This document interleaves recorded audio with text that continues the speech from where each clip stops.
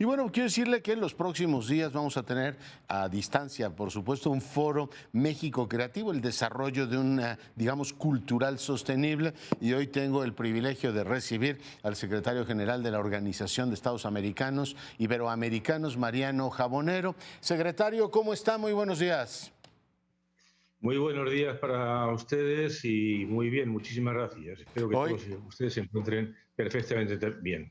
Sí, igualmente deseamos que usted esté bien y toda su familia. Oiga, pues menudo desafío que tenemos en todo el espacio iberoamericano, en todo el planeta, con este asunto de la educación a distancia. Hace un momento, pues referíamos la crónica de la comparecencia parlamentaria del secretario de Educación.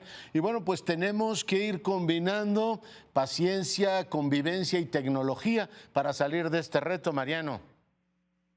Sí, y además de paciencia, tecnología y conciencia, también incluso imaginación, porque las situaciones son tan imprevistas, tan cambiantes y tan diferentes que no hay una fórmula única, no hay una varita mágica que arregle los problemas. Es una situación insólita. El secretario general de Naciones Unidas, Antonio Guterres, la ha calificado como una catástrofe generacional. Y creo que no exagera, creo que no exagera. Es absolutamente cierto. Todos teníamos o asumíamos, secretario, que el mundo digital iba a transformar la forma en que nos educamos, la forma en que compartimos cultura. Pero es que la pandemia pisó el acelerador de una manera vertiginosa. Nos pusieron un turbo 2, secretario. Sí, ese Turbo 2 es un agente multiplicador del mundo digital que se llama COVID-19, curiosamente. Es el mejor agente de dinamización de la actividad digital. Lo que sí es cierto también ahí, yo lo quiero apuntar, y es que creíamos que estábamos en un mundo más digital de lo que estábamos. Creíamos que estábamos en un mundo en el cual todo el mundo tenía acceso a conectividad, a contenidos digitales, a interactuar a través de la red, y la pandemia ha puesto de manifiesto que no es así, que hay una amplia mayoría, una importante mayoría que no tiene acceso a ese tipo de conectividad digital, por lo tanto no tiene acceso a oportunidades de conocimiento, de aprendizaje ni de cultura. Sí. Secretario, supongo que en el espacio iberoamericano estaremos compartiendo experiencias, quién lo hace de una manera u otra, porque estamos en un momento en el cual el ensayo y el error parecen efectivamente, pues la práctica, como Homo sapiens ha evolucionado toda su historia, secretario. Sí, bueno, en el mundo iberoamericano lo que ha ocurrido en el mundo educativo es un dato aplastante. El día 11 de marzo se declara pandemia y se van a sus casas, a sus domicilios, 180 millones de niños, de niñas y de jóvenes. Quedan confinados y quedan sin, digamos, ninguna actividad educativa presencial.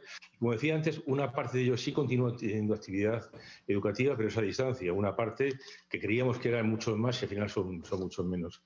Lo que se está haciendo en la región, y hoy estamos coordinando ese trabajo, el otro día los ministros de Educación, entre ellos estaba el secretario Montezuma, les recordaba que del mes de marzo hasta esta fecha hemos hecho 30 webinars conjuntamente para acompañarnos, participar, aportar experiencias, ideas. Lo que está haciendo la región es muy parecido de una forma u otra. En primer lugar, confinamiento absoluto. Eso. En segundo lugar, medios paliativos para que la educación no se interrumpa, con educación a distancia, por una parte, y por otra parte, con material educativo complementario de apoyo, con cartillas, con elementos, digamos, físicos, cuando esos niños y esas niñas no tienen capacidad de acceso virtual. Y tercer lugar, reforzar redes de comunicación, que creo que es lo importante.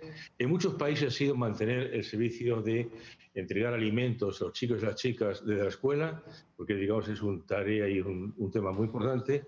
Y a continuación de eso ya empezar, digamos, a cómo prever la salida de la COVID. Y la salida de la COVID se está haciendo en casi todos los países de forma parecida. Una vuelta alternativa, una vuelta poco a poco, primero zonas rurales, primero, después zonas urbanas, después grupos, digamos, burbuja en algunos colegios, en otros sitios unos días van unos chicos, otros días van otros, grupo de clase que eran muy numerosos, desdoblarlos de forma que no convivan muchos alumnos juntos. Todo eso se está haciendo de una forma u otra y Sí. depende fundamentalmente de un tema, y es de nivel de salud. Hay países que van más rápidos y países que van más lentos. Claro. El virus marca el paso. Sí. Secretario, preguntarle, el Instituto Cervantes ha actualizado recientemente el censo de las personas que hablamos esta lengua, la lengua española. Somos alrededor de 600 millones. Eso nos permite, entre otras cosas, intercambiar contenidos para propósitos educativos o propósitos culturales, que es un tema que también lleva la organización que usted preside. Podemos pues compartir experiencias desde la Dominicana hasta el Paraguay, el Uruguay, Ecuador o España o México. Eso es una enorme ventaja en los dos planos, educativo y cultural, la posibilidad de que se vayan desarrollando, digamos, estas redes, industrias culturales en nuestra lengua. Secretario. Eso es una enorme ventaja política, social, cultural y económica. Creo que es un tema que es importante. Son 600 millones de personas que hablamos español y más de 800 millones que hablamos español y portugués, dos lenguas que nos interactúan entre ellas. Mire usted, el otro día la ministra de Educación de Panamá, por ejemplo, agradecía a El Salvador que le ha, digamos, facilitado textos escolares, agradecía a México que le ha facilitado programas de televisión, agradecía a otros países. Y todo eso lo han hecho los ministerios y lo hemos hecho con los ministerios. La OI hemos creado más de 500 recursos educativos digitales de libre acceso que hemos podido compartir con todos los países hispanoparlantes desde Argentina hasta México. Creo que eso es un tema muy importante y que es algo que ha ayudado de forma muy eficiente, y digo eficiente porque se ha ahorrado plata con ello, a que hacer frente a la pandemia sea posible a corto plazo. Voy a poner un ejemplo que quizás ustedes no conozcan y que creo que es un ejemplo que es motivo de orgullo para México. Los alumnos de Guinea Ecuatorial en África hispanoparlante han estado utilizando programas de televisión educativa de México. Mire. Guinea pidió a través de la OI ese tipo de aporte y ese aporte generoso de México se ha utilizado para que la pandemia, sus alumnos de Guinea Ecuatorial puedan seguir atendiéndose a través de educación. Es Pues un no, ejemplo gráfico y muy llamativo. no lo sabía y por supuesto me alegra mucho.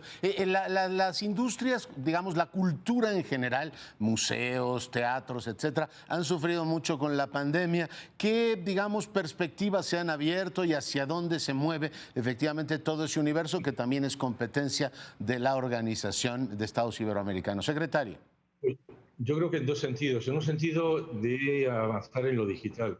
En ese tiempo ha habido un crecimiento expansivo de visitas digitales. Visitas digitales a museos, actividades de producción de cine a través de la televisión, con lo cual el uso cultural a través de sistemas digitales se ha extendido mucho más. Creo que es una consecuencia de esa activación que se produce como consecuencia del virus. El segundo factor que hemos constatado y es el impacto que ha tenido muy negativo en el empleo en la región, en la economía cultural.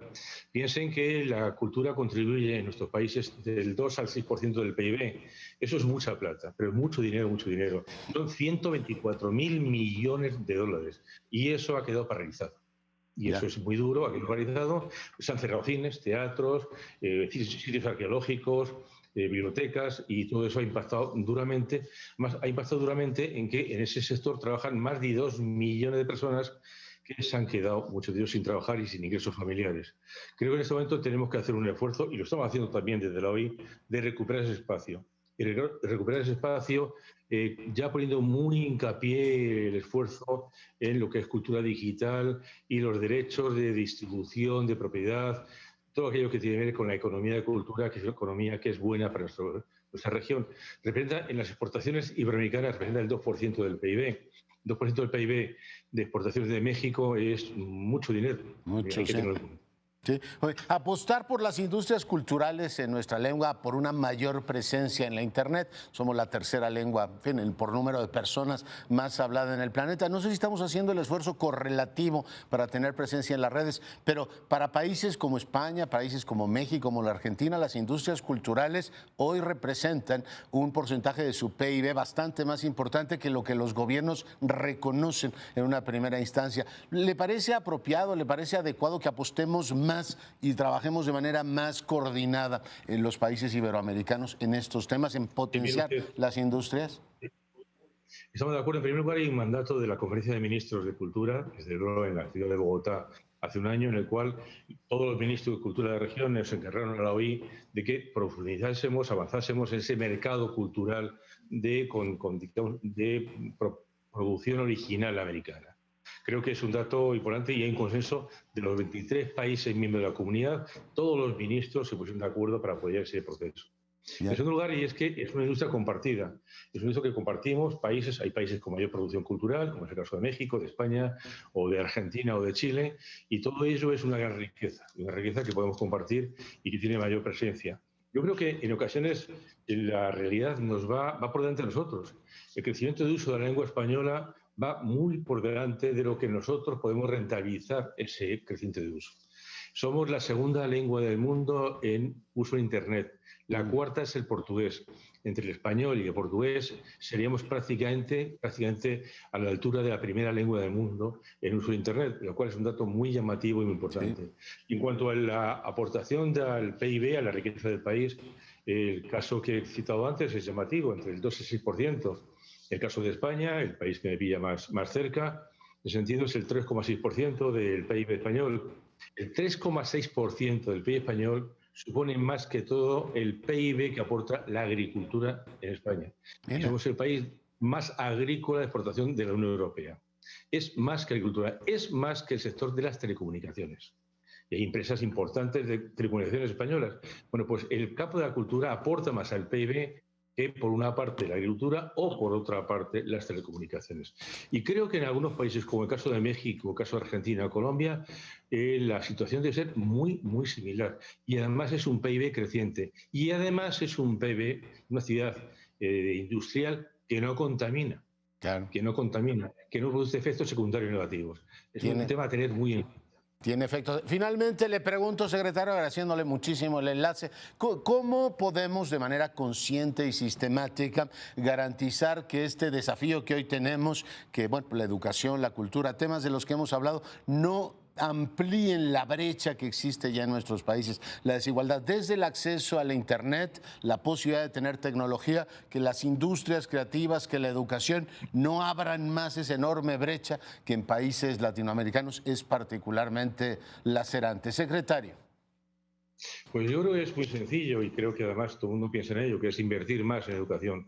Y después de decir invertir más, voy a matizarlo, es invertir mejor. Creo que en este momento la inversión en educación que sea más rentable y tenga, digamos, más retorno va a ser inversión en educación que se haga en acortar la brecha digital.